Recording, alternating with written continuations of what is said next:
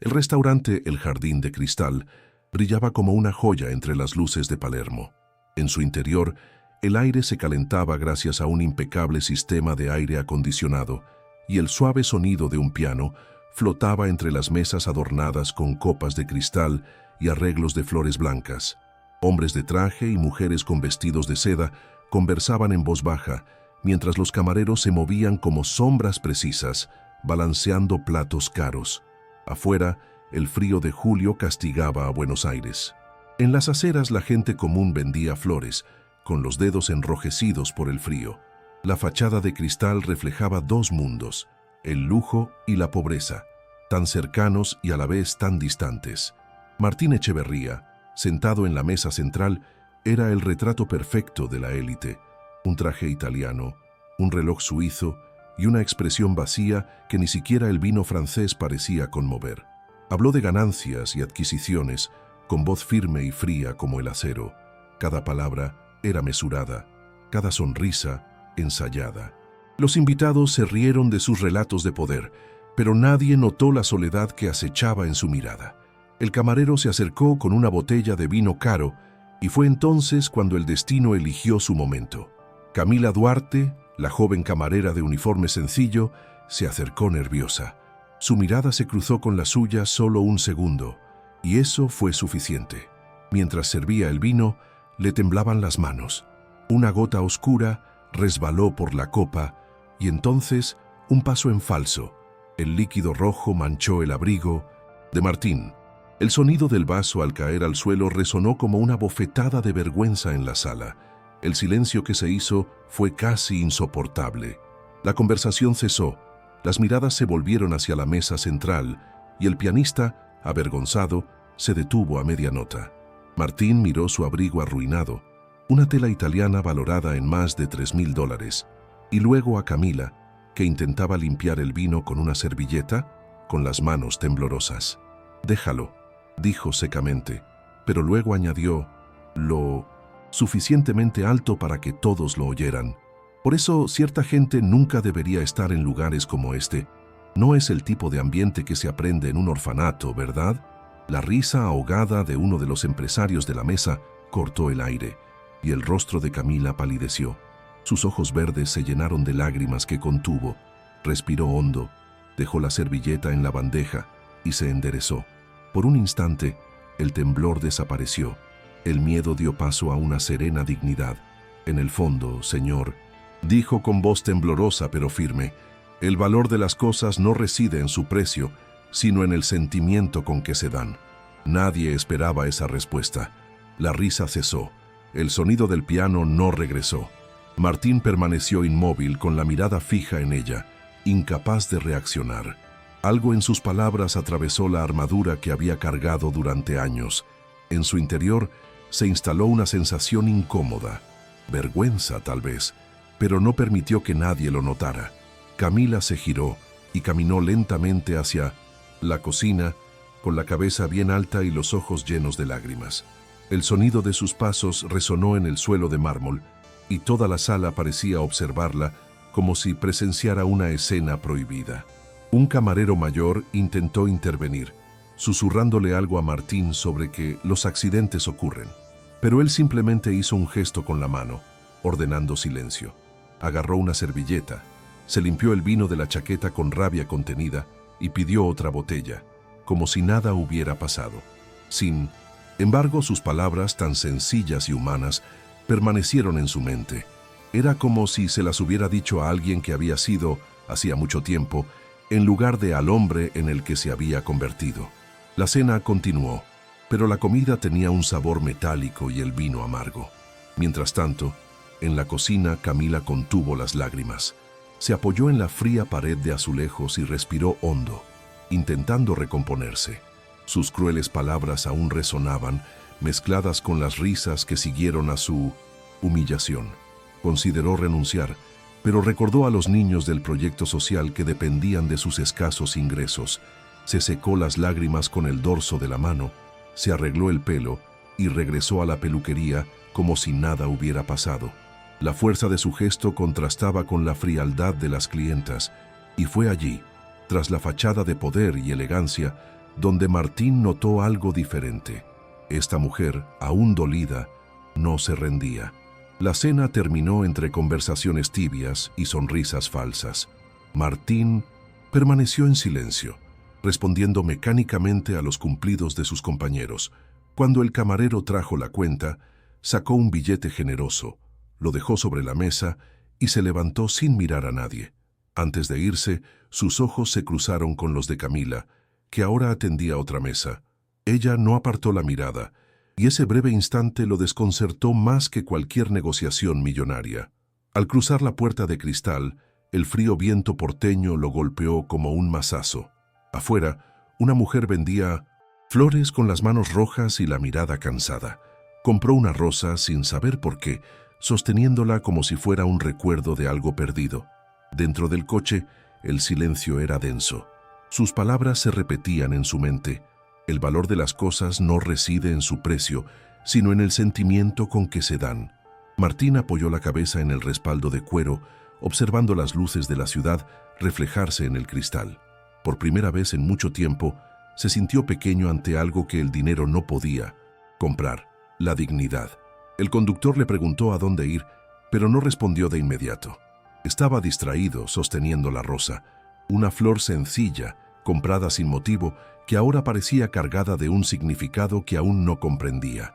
Esa noche, al llegar a su ático, Martín dejó su abrigo manchado en la silla y salió al balcón.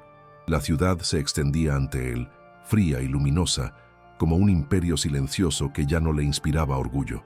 Sosteniendo la rosa que había comprado en la calle, notó que empezaba a marchitarse. El simple gesto, una flor ofrecida por alguien que no tenía nada, empezó a cobrar un extraño peso en su pecho. Se sentó, miró al horizonte y por primera vez en años sintió vergüenza. Avergonzado de quién se había convertido, avergonzado de la soledad que lo rodeaba. Y fue en ese momento, entre el lujo y el vacío, que algo se quebró en su interior. ¿De qué ciudad proviene esta historia? Suscríbete y comenta desde dónde nos sigues. A la mañana siguiente, Martín se despertó antes del amanecer.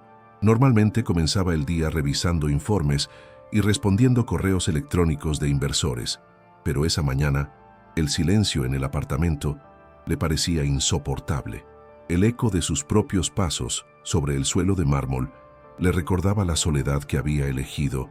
Se sentó a la mesa de cristal, rodeado de cifras y contratos, y se dio cuenta de que ya nada de eso le proporcionaba satisfacción. Intentó apartar el pensamiento, pero la imagen de Camila, sus ojos verdes, su voz temblorosa, su coraje contenido, regresó como un fantasma.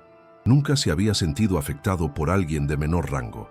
Siempre había creído que el dinero lo colocaba por encima de todas las emociones. Sin embargo, esa simple frase había resquebrajado la armadura que con tanto esmero había construido. En la firma, el ritmo era el mismo de siempre. Secretarias apuradas, llamadas incesantes, decisiones millonarias. Pero detrás de cada movimiento automático, Martín percibía algo diferente, una inquietud que no podía identificar. A la hora del almuerzo, en lugar de reunirse con sus socios, pidió comer solo en la oficina.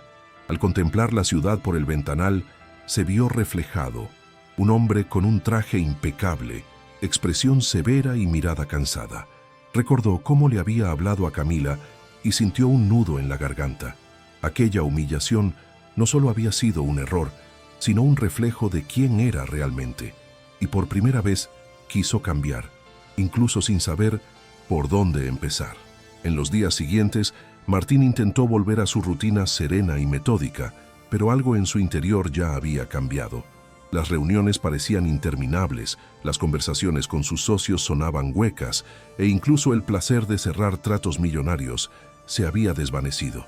Empezó a salir temprano del trabajo, conduciendo sin rumbo por las calles de Buenos Aires.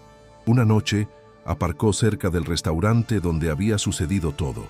La sala aún estaba iluminada, y por un momento consideró entrar, pero decidió no hacerlo.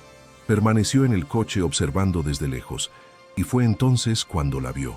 Camila, saliendo por la puerta trasera, con su abrigo fino y una mochila desgastada. Caminaba deprisa, probablemente hacia el metro. La vio desaparecer en las calles húmedas con un inexplicable arrepentimiento. Al día siguiente, se acercó discretamente al gerente del restaurante. Dijo que quería compensar el incidente, ofreciéndole una suma para evitar cualquier incomodidad. El gerente se negó, explicando que Camila había pedido no ser mencionada. Dijo que no quería nada del señor Echeverría, solo seguir trabajando, dijo con un tono inequívocamente admirativo. La respuesta lo sorprendió. No era orgullo, sino dignidad, y eso lo intrigó aún más. Martín pasó el resto del día inquieto, recordando su mirada firme. Por primera vez en mucho tiempo, alguien le había dicho no, y no por desafío, sino por convicción. La curiosidad empezó a transformarse en algo más profundo.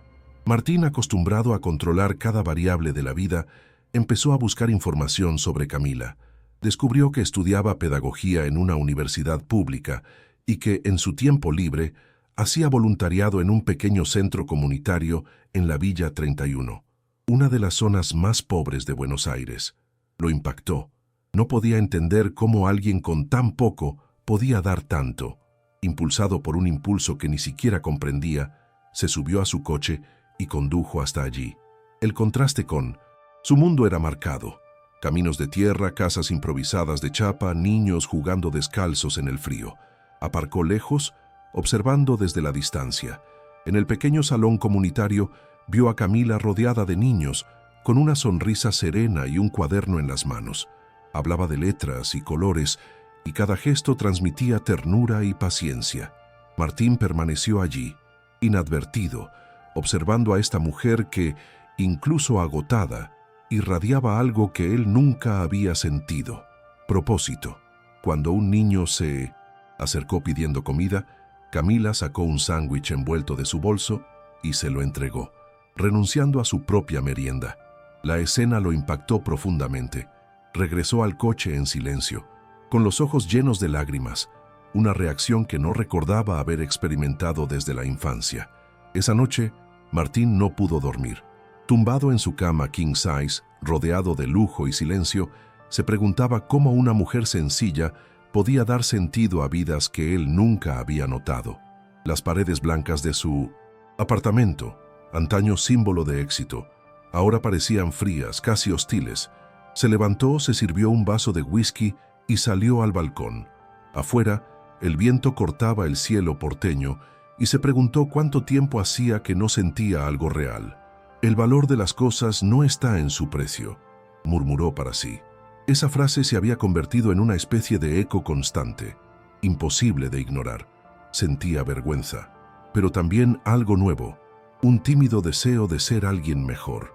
En los días siguientes, empezó a actuar sin comprender del todo por qué. Contactó al centro comunitario anónimamente, presentándose como Fundación Horizonte, un nombre que se inventó en el momento. Hizo una generosa donación para la compra de útiles escolares y comida. Sin embargo, pidió que se mantuviera su nombre en secreto. Cuando recibió fotos del lugar con los nuevos escritorios y cuadernos, sintió una extraña satisfacción, como ningún placer que el dinero le había dado jamás. No era orgullo, era gratitud. Por primera vez se sintió útil. Camila, al ver los nuevos materiales llegar al centro, se quedó sin palabras. Los niños rieron, tocando los coloridos cuadernos como si fueran tesoros. «Alguien anónimo envió esto», dijo la coordinadora con una sonrisa. Ella le dio las gracias conmovida sin saber quién estaba detrás del gesto. Esa noche, escribió un mensaje de agradecimiento en las redes sociales del proyecto. La amabilidad es una semilla invisible que florece en los corazones de quienes menos esperamos. Martín leyó la publicación en su celular y sintió una opresión en el pecho. No respondió, por supuesto, pero la frase parecía escrita para él. Por primera vez en años sonrió, una sonrisa genuina, sin poses, sin máscaras, pero su círculo social pronto notó el cambio. En una reunión con inversionistas, uno de los socios, Ramiro, bromeó: «Echeverría, me han dicho que ahora eres un alma bondadosa. ¿Vas a abrir una guardería en lugar de un hotel nuevo?».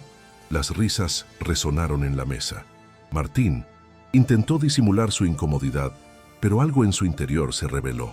«Quizás debería», respondió secamente. El silencio que siguió fue incómodo. Ramiro arqueó una ceja, sin saber si era una broma. Martín se dio cuenta de que estaba empezando a perder la aprobación del grupo, que siempre lo había idolatrado. Y curiosamente, ya no le asustaba tanto. En los días siguientes, el contraste entre sus dos mundos comenzó a hacerse evidente. Durante el día, Martín era el respetado empresario, siempre presente en eventos de lujo, cenas con políticos y campañas de inversión. Por la noche, sin embargo, conducía hasta la Villa 31, quedándose en el coche solo para observar. Veía a los niños entrar al pequeño centro y a Camila llegar con su mochila desgastada, siempre sonriente, incluso agotada. Había algo hipnótico en esa sencilla rutina, una belleza que no encontraba en nada de lo que poseía. A veces, dejaba sobres anónimos con donaciones en el buzón del centro. Nunca buscó reconocimiento. Era como si ese anonimato lo liberara de todo lo que siempre lo había frenado. Pero esta silenciosa transformación empezó a despertar sospechas. Un periodista, que vigilaba los movimientos de Martín, notó que su empresa había realizado transferencias a una organización sin fines de lucro. Pronto surgieron rumores. ¿Echeverría blanqueando dinero en una favela?, decían algunos. ¿Nueva estrategia de imagen? Otros. La prensa empezó a especular. Un día, al abrir el periódico, Martín vio su foto con Mindum Vicente. El titular: El millonario de la caridad, altruismo o estrategia. Sintió rabia, no por sí mismo, sino por darse cuenta de que el mundo era incapaz de comprender un gesto genuino sin sospechar intenciones. La noticia se difundió rápidamente. En cuestión de días, los periodistas lo esperaban a la salida del bufete y los socios le exigieron explicaciones.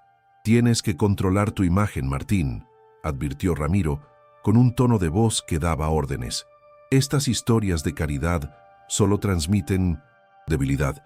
Nadie confía en alguien que se deja llevar por las emociones». Escuchó en silencio, pero algo le quemaba por dentro. ¿Debilidad? No, pensó. Por primera vez en años se sentía fuerte, no porque dominara, sino porque sentía. Salió de la reunión sin responder. En el ascensor se miró el reflejo en las puertas de acero y se dio cuenta de que ya no se reconocía.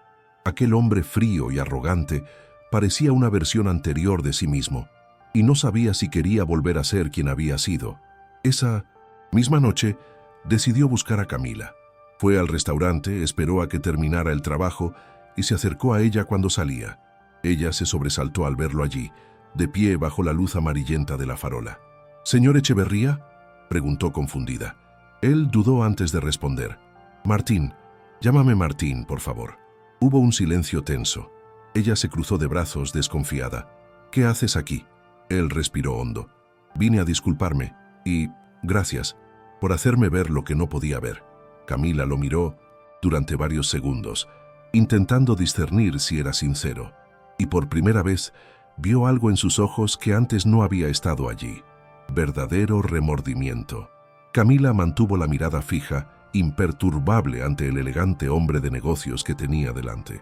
«La gente no cambia de la noche a la mañana, señor Martín», dijo, dudando al elegir el nombre. «No espero nada de usted, solo quiero seguir haciendo mi trabajo». Él asintió, sin intentar justificarse. «Lo sé, y no quiero interponerme en su camino. Solo quería decir que lo lamento». El viento frío le agitó el traje y por un instante pareció vulnerable. Un hombre despojado de todo poder. Camila, incluso desconfiada, percibió su sinceridad. «Si es verdad, demuéstralo de otra manera», respondió, antes de despedirse y desaparecer por la oscura calle. Martín se quedó allí, viéndola desaparecer, sintiendo como si ese simple encuentro lo hubiera cambiado todo. En los días siguientes, empezó a visitar el centro comunitario, esta vez sin esconderse. Camila se sorprendió al verlo allí, vestido con ropa sencilla y cargando cajas de útiles escolares.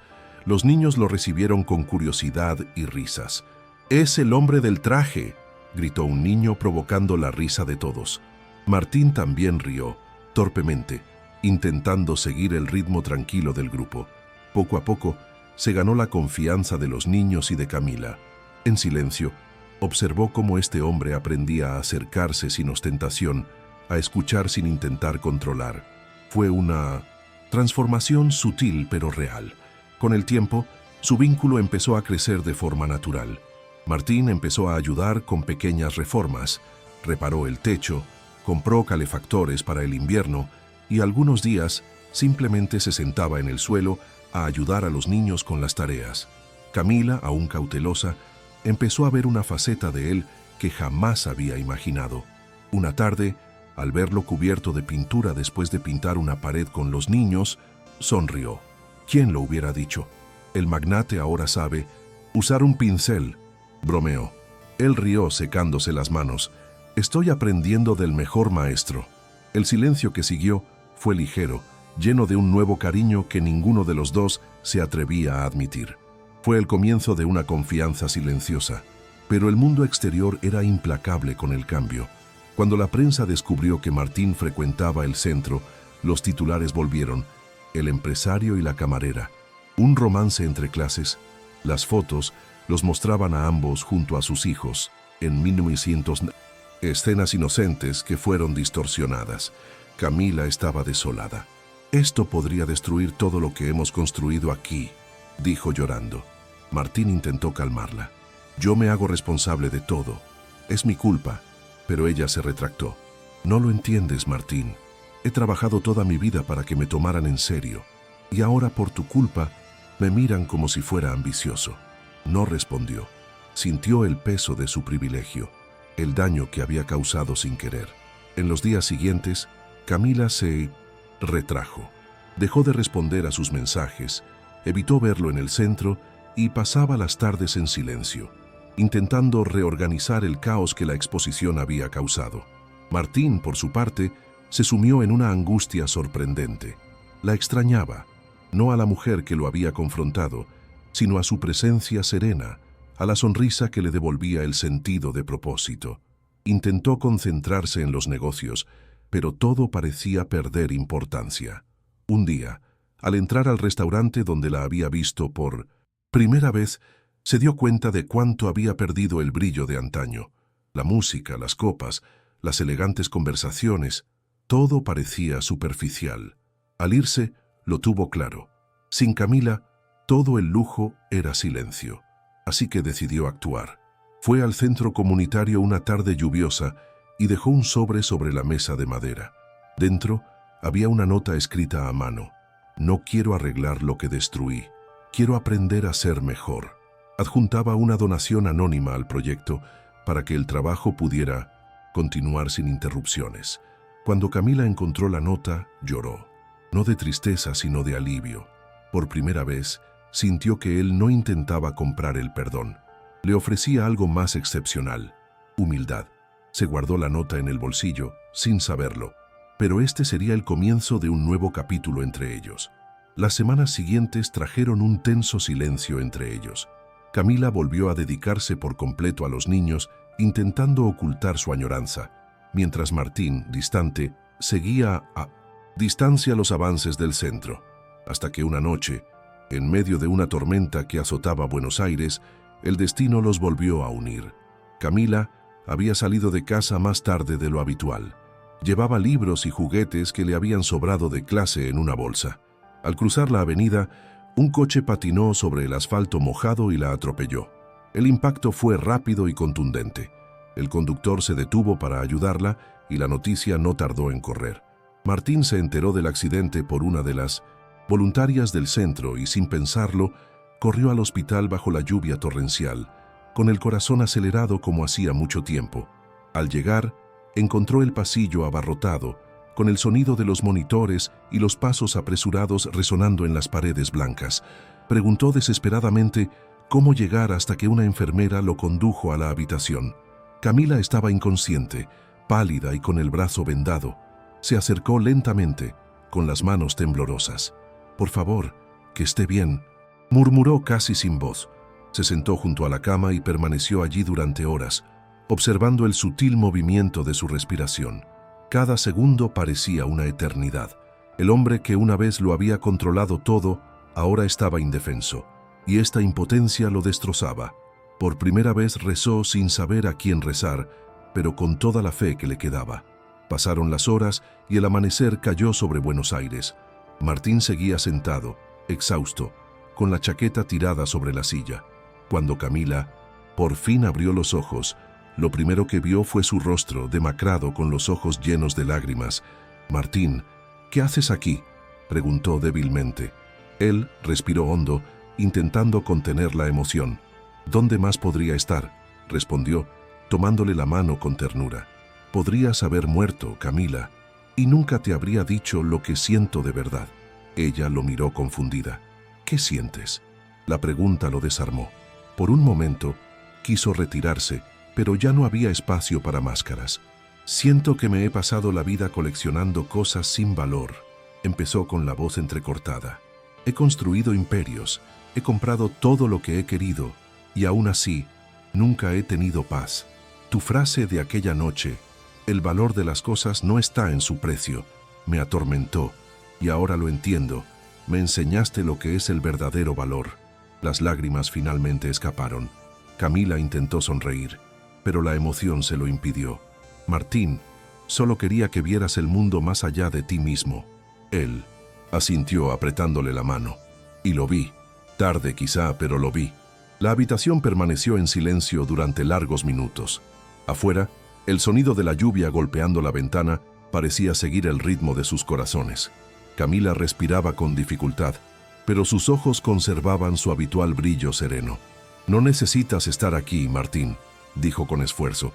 «Hay todo un mundo esperándote ahí fuera». Él negó con la cabeza.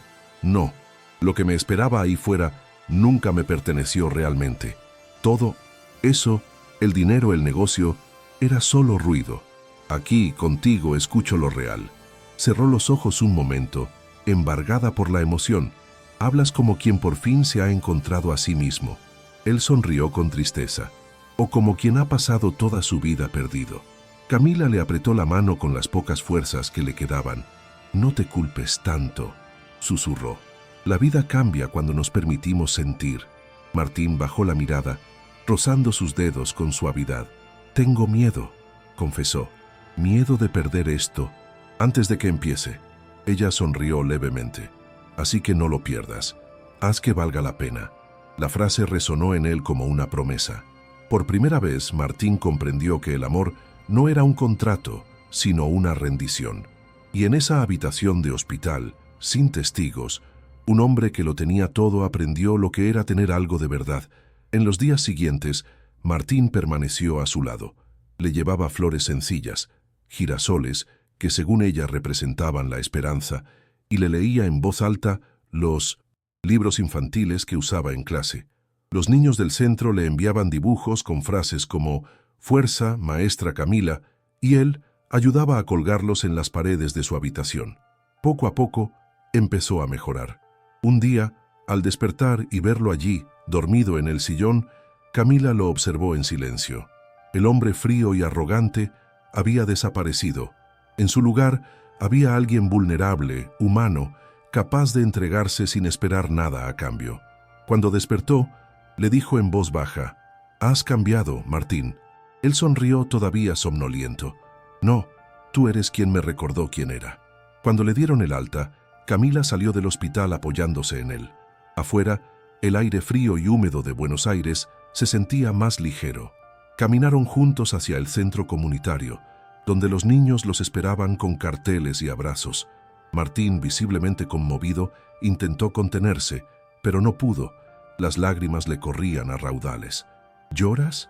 Nunca pensé que vería eso», bromeó Camila sonriendo. Él rió entre lágrimas. «Yo tampoco. La verdad es que ya no le avergonzaba que lo vieran así. El hombre que se enorgullecía de no mostrar nunca sus emociones, ahora tenía la prueba en su rostro de que estaba vivo». En los días siguientes, Camila y Martín trabajaron codo con codo en el centro. Él vestía ropa sencilla, integrándose con los voluntarios, ayudando en las tareas más básicas: pintar paredes, servir comidas, cargar cajas. Los niños lo llamaban Tío Martín, y él reía, indiferente al título. Era un hombre redescubierto. Una tarde, mientras clasificaban los libros donados, Camila lo observó en silencio. «Nunca pensé verte así», dijo sonriendo. «Yo tampoco», respondió él. pero creo que por primera vez me siento orgulloso de lo que hago. Ella lo miró con ternura. De eso se trata la vida, de sentir, no de poseer. Y él, sin dudarlo, respondió, eso lo aprendí de ti. Sin embargo, su reencuentro no pasó desapercibido. Un equipo de televisión apareció sin previo aviso con la intención de filmar al millonario solidario y a su excamarera. Camila se irritó. Van a convertirlo todo en un espectáculo, dijo angustiada. Martín dio un paso al frente y por primera vez habló con franqueza ante la cámara. No soy un héroe. Descubrí demasiado tarde que el valor de las personas reside en lo que ofrecen, no en lo que tienen. El reportero guardó silencio. La grabación se emitió esa misma noche y la reacción del público fue inesperada. No burla, sino genuina admiración. La gente se conmovió por su vulnerabilidad. La entrevista se difundió rápidamente por las redes sociales. Miles de comentarios hablaban de cómo un hombre poderoso había encontrado humanidad a través de la humildad. Martín, quien antes temía ser juzgado, ahora se sentía en paz. Camila, al verlo sincero, sonrió. «Ahora estás listo para empezar de verdad», dijo. Él le tomó la mano y se conmovió. «Quiero hacer más, Camila. Quiero transformar lo que he aprendido en algo duradero». Ella asintió, con los ojos llenos de lágrimas. «Pues hazlo, pero hazlo por amor, no por culpa». Él asintió con la mirada firme y serena, la mirada de un hombre que por fin había comprendido lo que significaba amar sin poseer. Esa noche, ambos caminaron juntos por las calles mojadas de Buenos Aires. El viento frío soplaba entre los edificios, pero había calidez en el silencio que compartían. Sin promesas ni juramentos, solo la certeza de que algo había cambiado para siempre.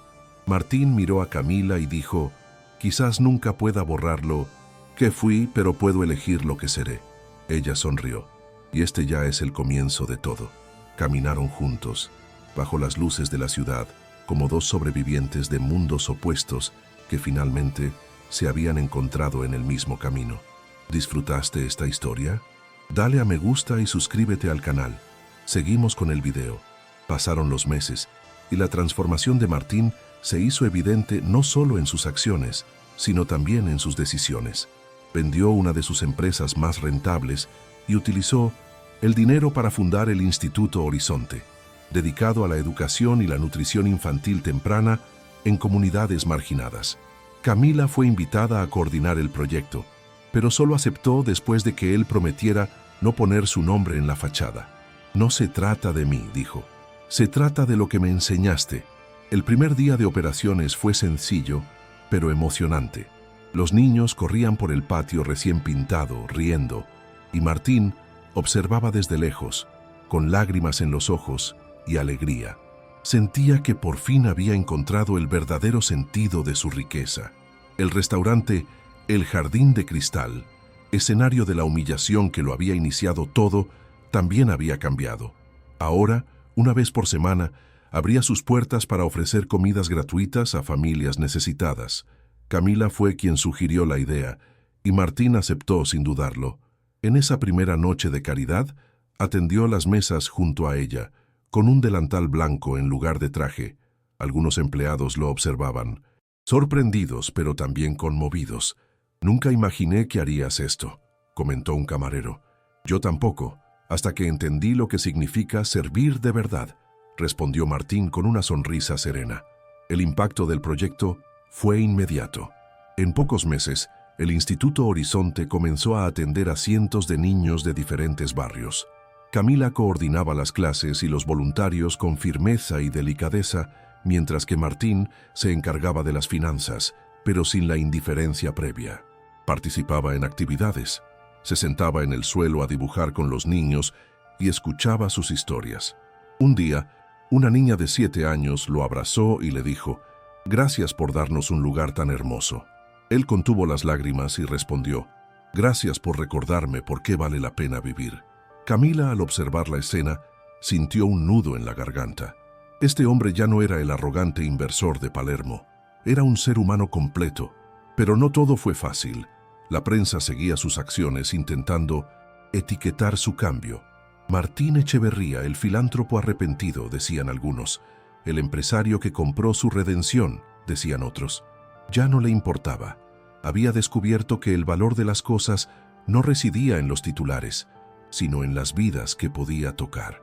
Una tarde, sentado en el patio del instituto, le confesó a Camila: «Durante años pensé que el dinero era prueba de éxito. Hoy me doy cuenta de que solo tiene valor cuando sirve para sanar heridas, las mías y las de los demás». Ella sonrió, y en esa mirada estaba la paz que ambos habían buscado durante tanto tiempo. El vínculo entre ellos creció silenciosa, madura y pausadamente. Atrás quedó la tensión de sus primeros encuentros, así como el miedo a las diferencias sociales. Eran compañeros en un propósito común, y esto los unía como ninguna pasión superficial podría. Poco a poco, la línea entre el trabajo y el afecto se difuminaba. Al terminar el día, se sentaban en el patio del instituto, contemplando las luces de la ciudad a lo lejos. «¿Sabes qué es gracioso?», preguntó Camila una vez. «Pasaste años construyendo edificios para albergar cuerpos. Ahora construyes lugares para albergar almas». Sonrió, rozando ligeramente su mano. «Y me enseñaste la diferencia». En ese simple gesto sin palabras, ambos comprendieron que estaban exactamente donde debían estar.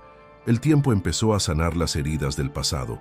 Martín aprendió a vivir con menos prisa, a escuchar más. Camila, a su vez, se permitió volver a confiar. El miedo a ser lastimada dio paso a una ternura serena. Quienes los rodeaban notaron el equilibrio que compartían. Él aportaba los recursos, ella el corazón. Juntos, transformaban lo que tocaban. En una entrevista, un periodista le preguntó a Martín qué había cambiado en su vida. Respondió sin dudarlo: «Antes compraba lo que quería. Ahora aprendo a dar lo que soy». 3 años después, el Instituto Horizonte se había expandido. Se abrían nuevas sedes en Córdoba y Mendoza, financiadas con donaciones y gestionadas por voluntarios capacitados por Camila. Ella y Martín viajaban con frecuencia, siguiendo de cerca el crecimiento del proyecto.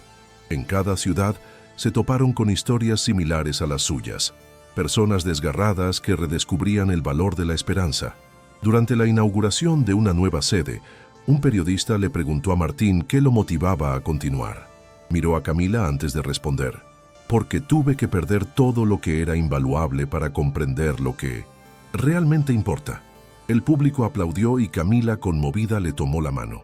En ese momento, comprendió que su verdadera fortuna residía allí, en sus ojos, en los niños, en la nueva vida que había construido. El restaurante El Jardín de Cristal también se había transformado. Ahora, en las noches de beneficencia, clientes adinerados compartían mesa con personas sin hogar. No había distinción de vestimenta ni estatus, solo comida, música y humanidad. Martín y Camila se esmeraban en participar en cada una de estas noches, sirviendo juntos, riendo juntos. Era simbólico. El mismo lugar que había presenciado humillación y orgullo era ahora un escenario de reconciliación y amor.